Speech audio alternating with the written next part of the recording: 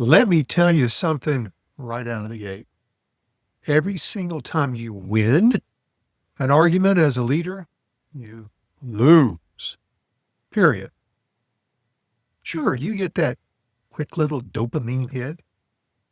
You feel like the smartest guy in the room, chest out, ego fed. Put them in their place. But the other person, the one on the receiving end, the other end of this argument or persons, well, they're walking away feeling crushed, dismissed, and almost always resentful. And what you actually walked away with is zero, nothing, not. Leadership isn't about pounding your chest or being the loudest voice. It's about being the one voice people still want to talk to after the room clears out. Think about that. So stick with me today because we're going to break down why arguments are the fastest way to destroy your influence. We're going to talk about the common traps that trigger you. And I'm going to share with you the exact tools to flip an argument into a conversation, one that builds trust instead of burning it down. Before we get rolling, hit that like button, subscribe to the Business Mechanic Show, and hey, grab my free ebook, The Roadmap to Difficult Conversation. The link's in the show notes. Or you could head over to rdltraining.com. You'll find it there, along with every leadership development program we've built to tune up your leadership game. So let's jump into it. Let's talk about the trap. And that trap is of you or a manager needing to be right. Here's the biggest ego trap, is that need to be right. You see, winning an argument might feel like you scored big. You feel validated, sometimes feel in control or powerful, maybe even superior. But every single time you do it, you're trading long-term trust for short-term ego, and that is a terrible deal. The hell of it is many of us do it quite naturally. That's just how we handle things. And likely because you haven't been shown another way or it hasn't been pointed out to you. You're very argumentative, or sometimes when you feel strongly or passionate about something, you become argumentative. You push back a lot. And when that turns into an argument, not good. Because when that happens, when you're going back and forth, people stop listening. You're not listening, they're not listening, because they feel belittled. Their brain goes into defense mode, fight, flight, shut down. Many people just shut down. Let them have it. They nod along just to end the pain. Not because they agree. That's a big misconception and understanding, is you didn't get buy-in. You got compliance or you got pushback, but passively. So yeah, you may have won because you got it off your chest or you feel like you scored the points you needed to. But what you really won was less trust, less openness, less influence. And as you think about it, that's a loss every single time. So here are some common missteps managers emerging to leaders make. Now let's call it what it is, the dumb stuff managers do when they get hooked because they took the bait. They turned every disagreement into a cage match. That's a little bit of an exaggeration, but it becomes a rumble. And then someone taps out, sure. But the relationship is toast. They cut people off mid-sentence, proving that they're more interested in their own voice than the truth. May not be how you truly feel, but it is the perception you are creating. And you're very public about it. Many managers who don't know any better are very public. And are you in front of a team, your team, anybody else's team, is poisoning the room and is poisoning your respect. They mistake silence for agreement when it's really just surrender. And the worst, making it all about ego instead of solutions. Making it all about ego instead of solutions. And if you see yourself in this list, even to some degree, even if it's just a little bit, it's just sometimes, that's your wake-up call. Because let's make it no times. Let's do. Listen, I've always thrived on a good back and forth. I love the clash of ideas, the push and pull of making my point, and then having someone flip my perspective on its head. I love to have my mind changed. That's learning. That's growing. It's flexibility. That's holding your opinions loose. That's been in my DNA since high school. My buddies will tell you straight up, I'll spark a disagreement just to get the game going. But here's the kicker. It's all friendly. They're my friends. They're not my employees. They're not my peers. They're not my boss. They know it's sport. We'd love to sit out here on my balcony and drink some bourbon and go back and forth on different aspects of life and the world.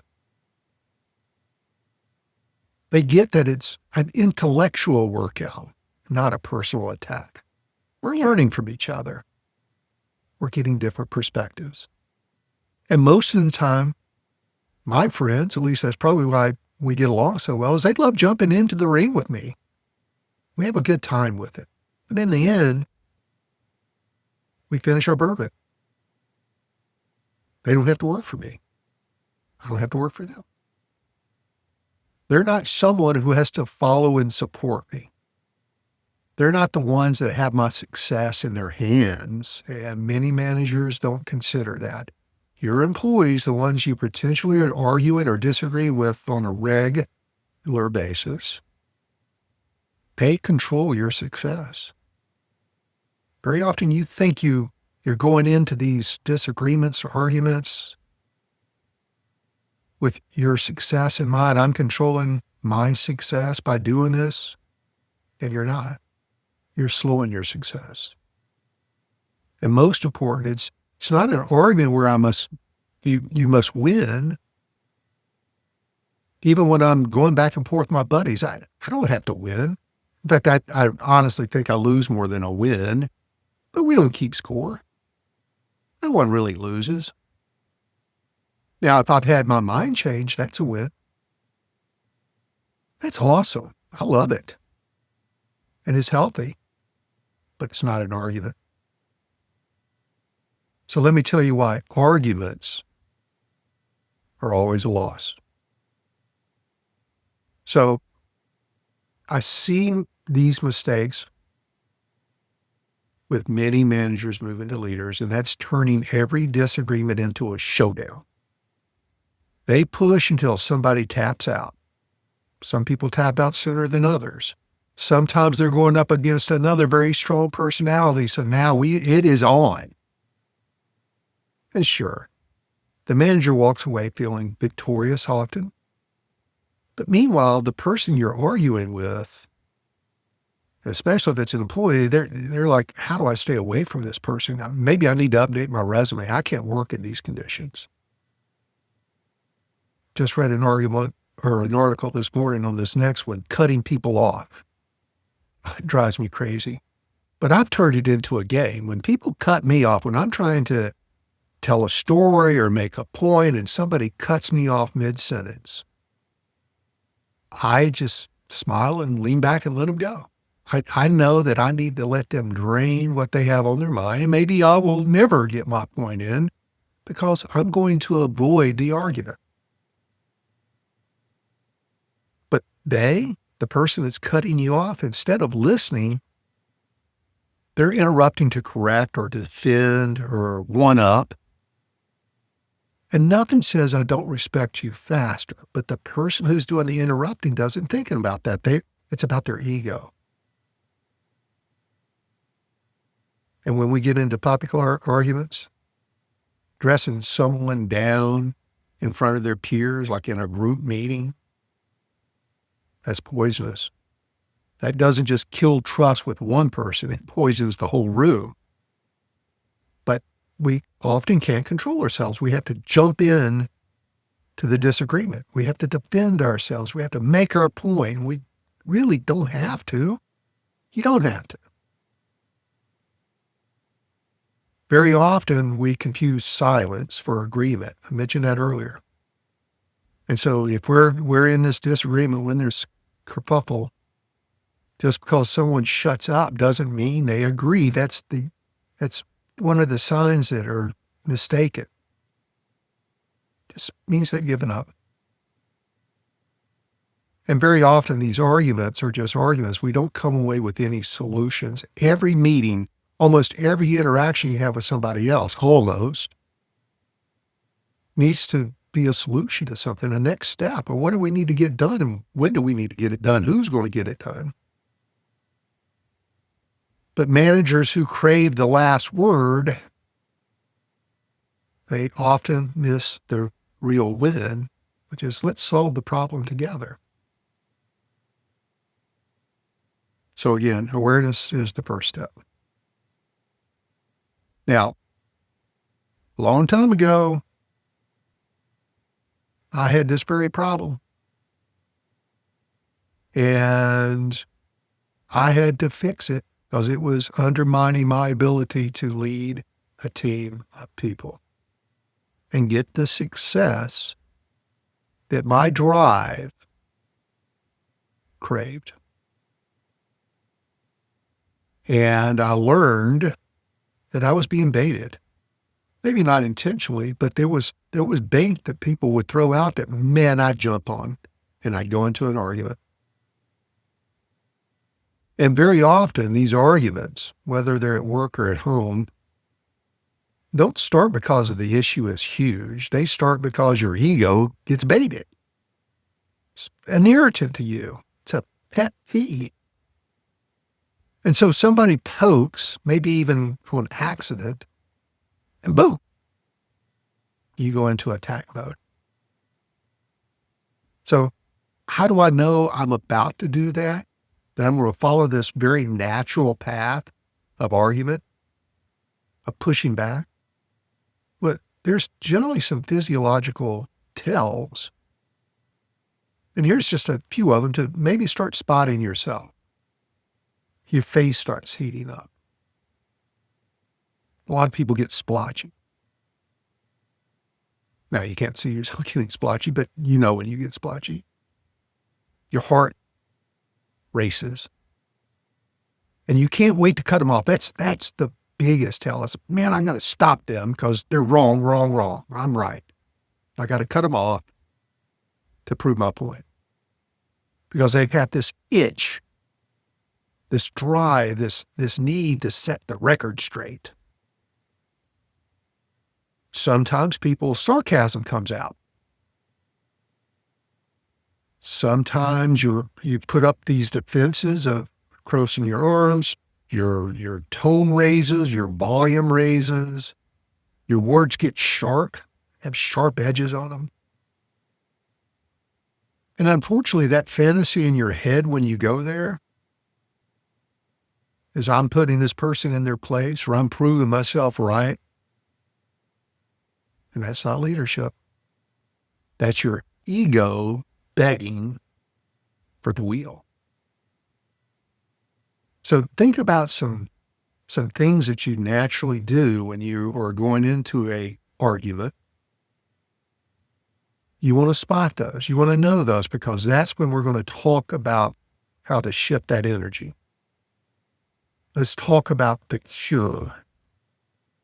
So when I feel or I've recognized this, me taking the bait or my trigger, common word today, how do you stop, redirect yourself, and turn this into a conversation, a dialogue, instead of an argument?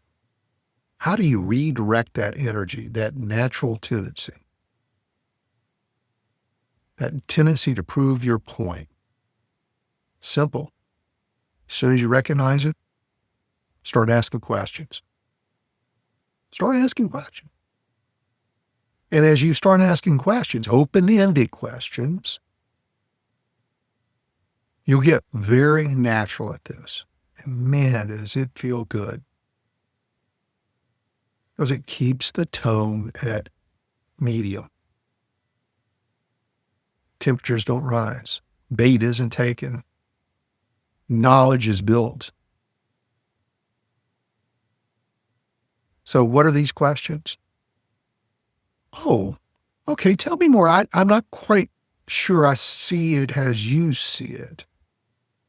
Or, okay, I get that that doesn't work for you. What needs to change for this to work better for you? Oh, okay, you've obviously got an experience I don't have. Tell me about your experience because I want to know more. Or, hey, looks like we're in different stages here, different viewpoints. Let's think about it and get back together and discuss this. See what happens. You kept the temperature low. You moved the conversation from me to us. You moved it from you to us. And the great thing is you recognized your signal. You stopped yourself and you moved to questions. It's just that simple. It's simple but hard because it takes rewiring your responses, your reactions to things. And you have to get in the mindset that I'm not here to beat you. I'm here to understand you. And that shift changes the tone, changes the body language. It 100% changes the outcome.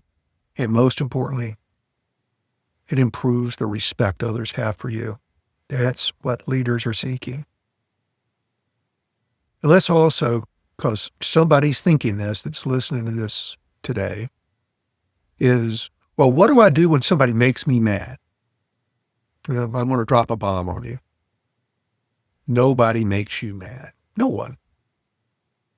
If someone else could flip your emotions like a light switch, they'd own you. And if other people own you, you can't afford that as a leader. Nobody makes you do anything. It's the one thing as a human you're 100% in control of.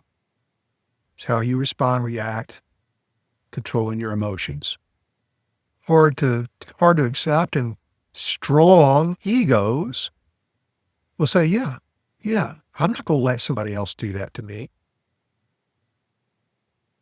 I'm not going to take that bait. I'm not going to get mad about things because I'm in control of that. And look, people are going to say dumb stuff. They are. Your people are going to screw up. There's going to be mistakes. There's going to be issues. And that'll push your buttons. Hell, sometimes they do it on purpose. Bad sign, but sometimes they do. But the explosion, how you respond or react to that, that's all on you. That's your choice.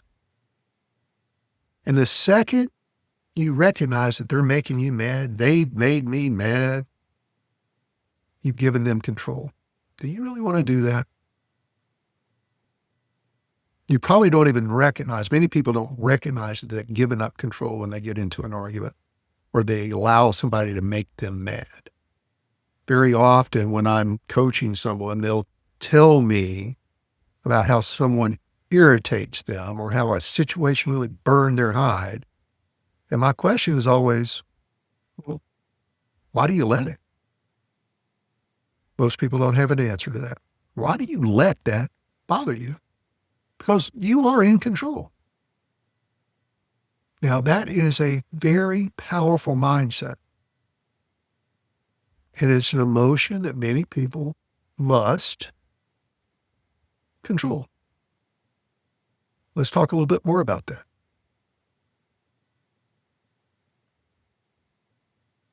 Here's the formula. One, let's admit, if you're one of these people, as I was, I still can be from time to time. I'm not perfect, but I'm a whole lot better than I was 20, 30 years ago.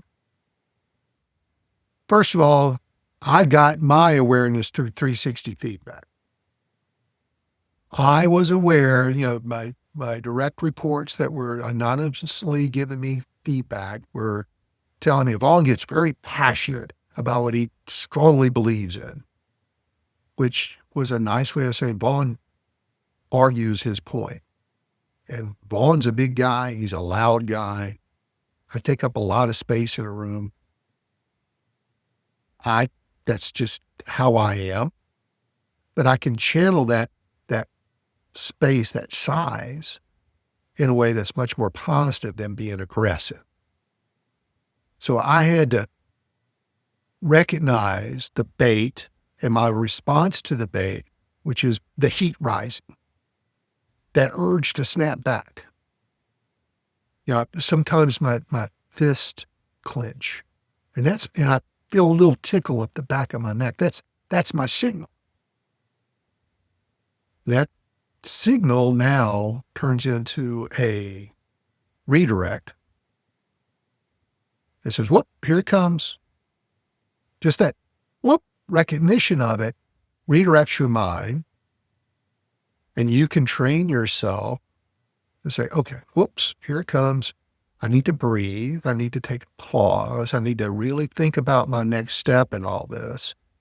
And what I do is, oh, okay, I get it. Tell me more. I go to a question. Just ask one question instead of firing back with a statement. Ask an open-ended question. Okay, tell me more about that. Share with me. How often? When does that? Who, what, when, how, why? And then, after I redirect it, I also have to remind myself we need to move to a solution.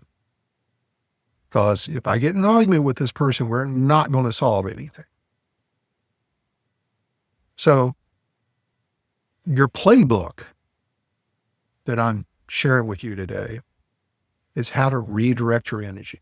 Recognize an awareness and then practice asking a clarifying question. Mirror what they're saying. Maybe shift the focus to the shared goal, which buys you the time you need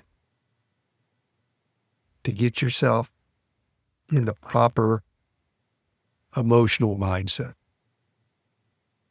And if it's way off the chart, if you're really having a tough time, you've got to be mature enough, aware enough that if you can't control yourself in this moment, get out of the room. Get away. Go to the bathroom, go get a cup of coffee, walk around. Do not engage. Do not engage. So think about what I just said. You need to pause before you pounce. Buy yourself a few seconds and recognize that you're taking bait. And then you want to name that awareness, what's happening to you, name it. Like, that's my ego. That's not my leadership. I don't want my ego talking here. I want my leadership to take hold. And then you want to flip the frame. Your internal frame. You've got to stop asking, and this again is very natural. It happens in milliseconds. How do I win? So when I recognize this, I'm redirecting. My natural tendency is to win, baked in all of us. But you're redirecting and you're going to ask, how do I solve this? How do me and this person or persons get past this without it being an argument? In order for me to understand them, I need to understand them. And how can I understand them if I'm talking over them? How can I understand them, their perspective? Maybe, just maybe, they know something I don't know. Like I mentioned earlier, you need to hold your opinions loosely. Because I've been proven wrong so many times, and that's healthy. Or I'm not 100% factually correct. There may be elements or situations or things I just have not experienced, seen, know about. And once I fill in that gap, we're going to make a better solution out of this. And then we can come up with something that's going to make whatever we're talking about work better. Even if it's a simple little manufacturing or HR deal, how do we solve this? And you need to think about it. You're not surrendering, you're validating. And once you understand where this is coming from, you're not conceding. You're proving you heard them. And that's another big part of human nature is our need to be heard. That's the reason why Gallup has it on its Q12 survey. It's my opinion counts at work. I worked with a young man yesterday on this very thing. Well, young to me. And as he have a leadership survey that he took that I give to my new clients. If anybody wants a copy of it, email me. I'll send you, more than happy to send you a copy of it. It's very eye-opening. But as he looked through this survey, he says, oh my God, I don't listen very well. I have to dominate every conversation. Great recognition. Now, what's going to work better for you? You're going to say something like, I get where you're coming from. Okay, I understand your point on that. Or if you don't understand their point, ask questions to understand their point. Because you're gathering information and they may be 100% wrong. But if you just go right into it without knowing that, you go right into an argument without knowing that, they're not going to listen and nothing's going to get solved. Unpack it, as they say. Listen. Turn your response into a question. What's our next move?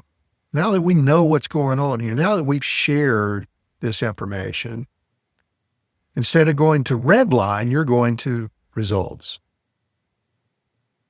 So you're taking the bait, you're reprogramming and redirecting your inner voice.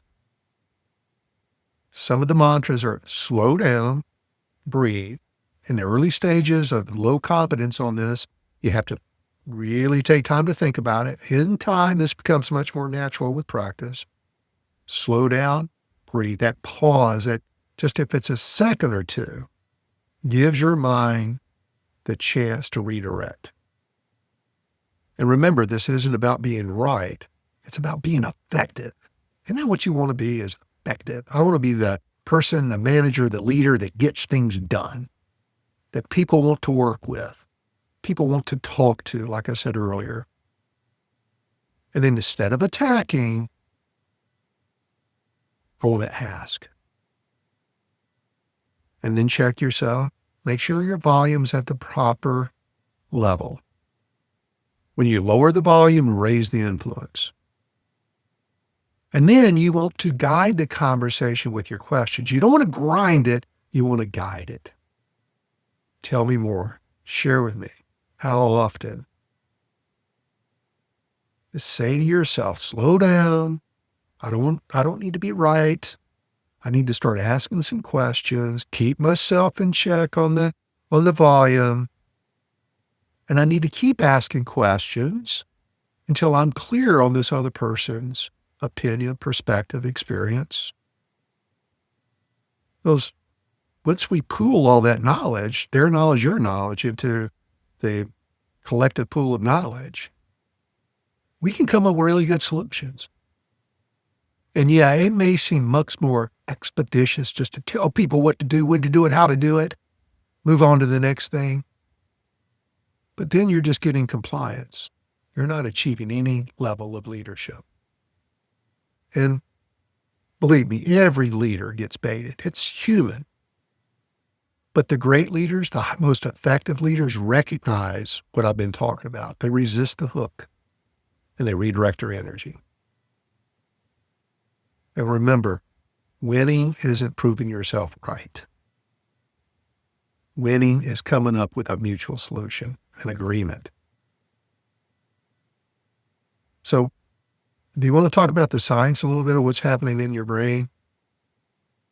Well, the way I got redirected was through the book Crucial Conversations. I encourage you to read that if you're somebody that tends to be overly passionate, argumentative.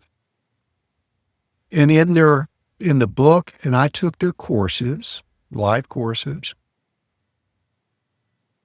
it teaches us that when people feel safe, they open up.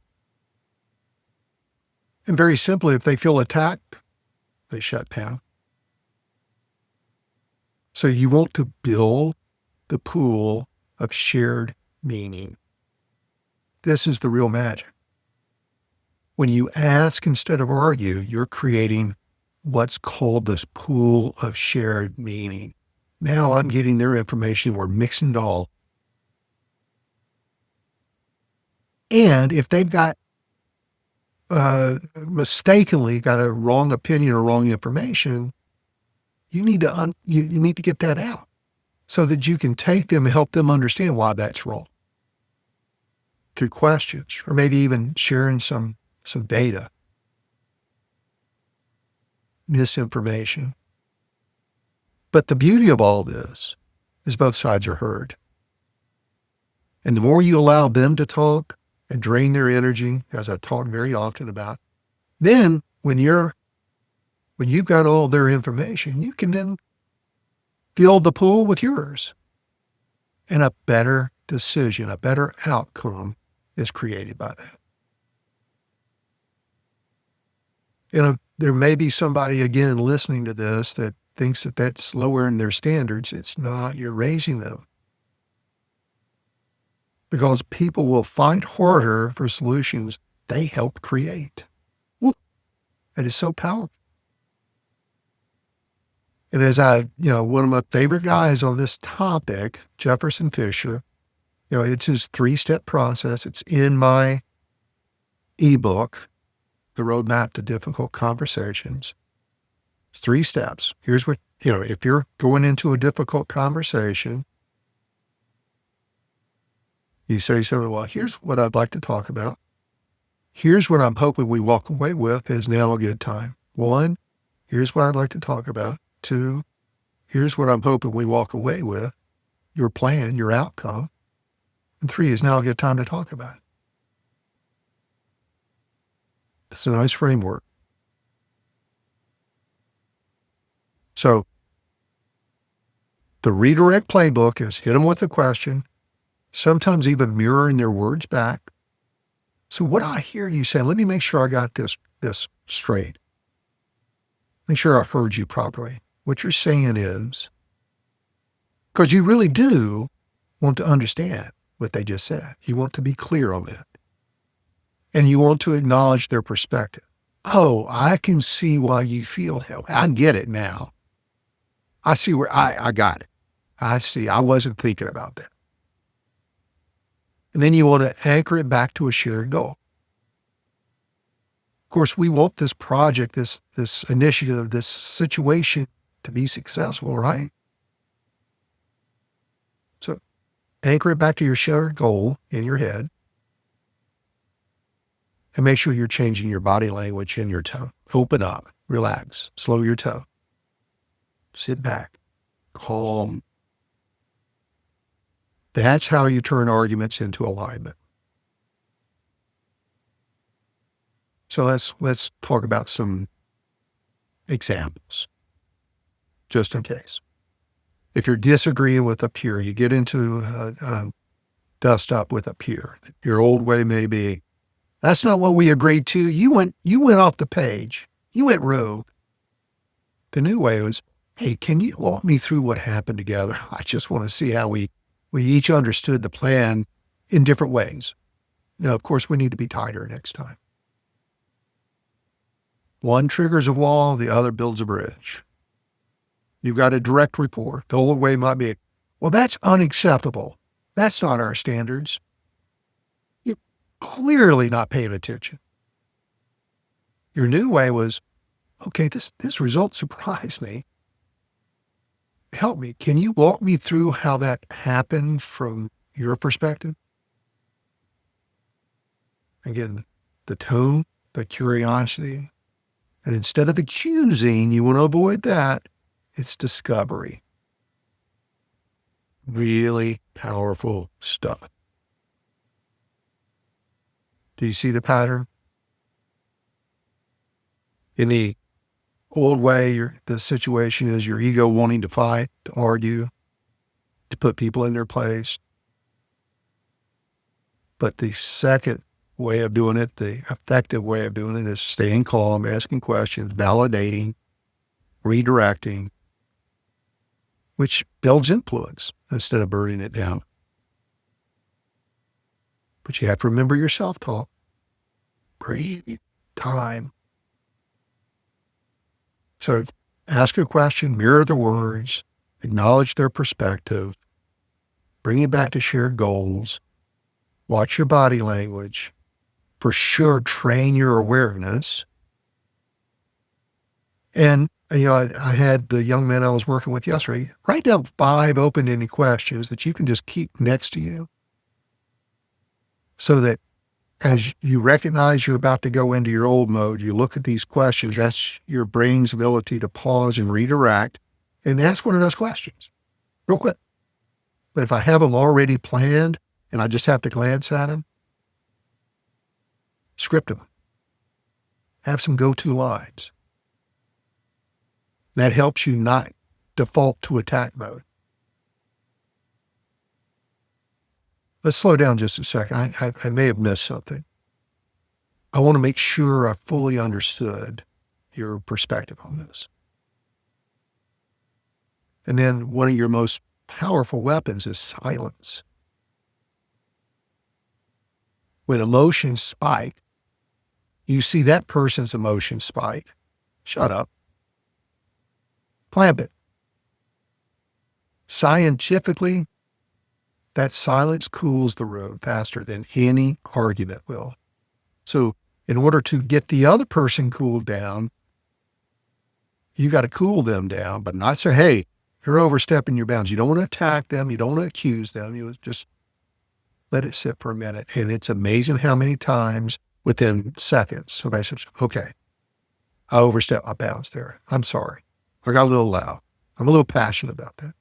They'll redirect themselves, but it's just that silence. Don't say a word. And then we need to get back to our shared goal. What problem are we trying to solve? And then as you're learning this, you want to, after you've had these interactions, debrief yourself. Replay it a little bit. What was the trigger? How did you recognize the trigger? What did you do to redirect? So that you can continually replay this, which sharpens your skills. Okay, I get where you're coming from. I get it. It's a great way to disarm somebody. Give it a little silence. Okay. As I think about it, I get where you're coming from. All right. Tell me more. And just that initial agreement, that tends to pour water on the heat. You're not saying you're right, but you're not telling them they're wrong. You just need to understand where they're coming from.